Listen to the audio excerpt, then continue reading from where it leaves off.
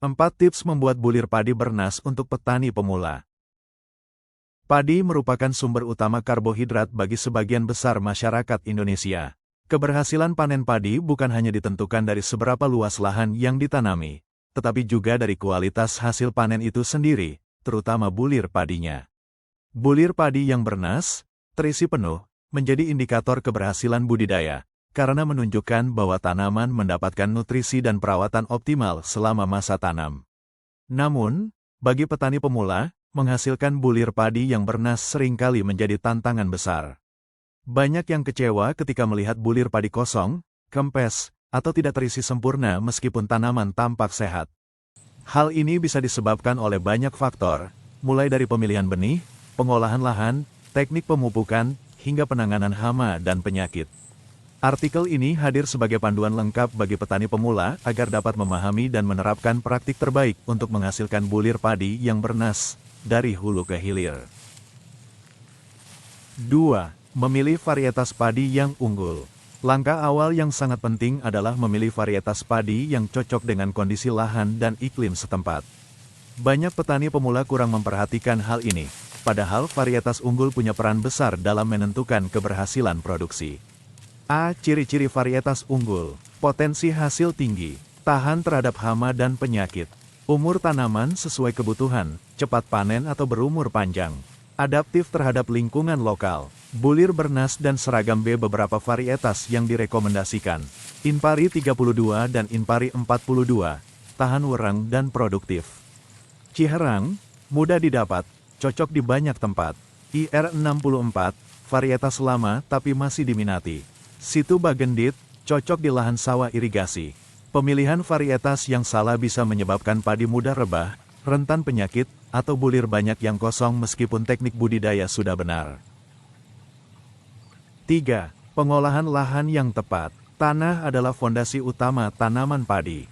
Lahan yang diolah dengan baik akan mempermudah akar menyerap air dan nutrisi serta mengurangi risiko serangan penyakit.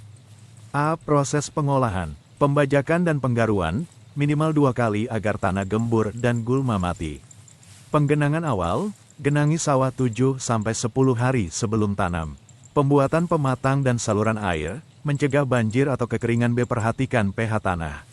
Idealnya, pH tanah untuk padi berkisar antara 5,5-6,5.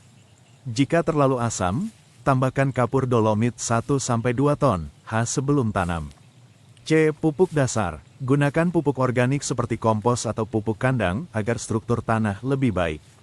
Tambahkan juga pupuk kimia dasar seperti urea 50 kg H, SP-36/100 kg H, KCl 50 kg H. 4. Teknik penyemaian yang benar. Benih yang baik adalah kunci awal dari tanaman yang sehat dan produktif. Kesalahan di tahap ini bisa menyebabkan pertumbuhan tidak seragam atau bibit lemah.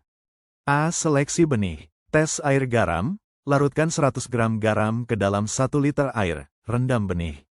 Benih yang mengapung buang, yang tenggelam di semai. Perendaman benih, rendam dalam air bersih selama 24 jam, lalu diperam 1-2 hari hingga benih berkecambah. B. Lokasi persemaian. Pilih tempat yang dekat sumber air. Gunakan tanah yang subur dan bebas gulma. Taburkan pupuk kandang matang sebelum semai. C. Cara menyemai. Taburkan benih secara merata dan jangan terlalu rapat. Tutup dengan jerami tipis dan siram setiap hari. Setelah 14-21 hari, bibit siap dipindahkan ke lahan utama. 5. Penanaman yang efisien. Penanaman yang baik akan menghasilkan tanaman yang tumbuh optimal dan seimbang. Jarak tanam dan sistem tanam mempengaruhi pencahayaan, aliran udara, dan efisiensi pemupukan. A. Jarak tanam ideal, 25x25 cm atau 30x30 cm tergantung varietas. Gunakan 2-3 bibit per lubang. B. Sistem tanam jajar legowo. Ini adalah sistem tanam yang terbukti meningkatkan hasil panen hingga 20%. Konsepnya, setiap 2 baris padi diberi 1 baris kosong, jarak lebih lebar. Memudahkan pemeliharaan, pemupukan, dan mengurangi kelembaban. 6. Pemupukan tepat dan seimbang. Pemupukan yang salah adalah salah satu penyebab utama bulir padi kosong. Tanaman butuh nutrisi lengkap sesuai fase pertumbuhannya. A. Unsur hara penting. Nitrogen. N. Pembentukan daun dan batang. Fosfor. P. Akar dan bunga. Kalium. K. Pengisian bulir dan kekebalan tanaman. Sulfur. S. Dan zinc. Zen. Pembentukan protein dan enzim B. Jadwal pemupukan. 1. Fase vegetatif, umur 0-30 HST. Urea, 100 kg, H. SP-36 banding 100 kg, H. KCl, 50 kg, H. 2. Fase generatif, 30-60 HST. Urea, 50 kg, H. KCl, 50 kg, H. ZnSO4, 10 kg, H. 3. Fase pemasakan, 60-90 HST. Aplikasi pupuk daun bila diperlukan. Gunakan pupuk organik cair tambahan jika ingin lebih ramah lingkungan.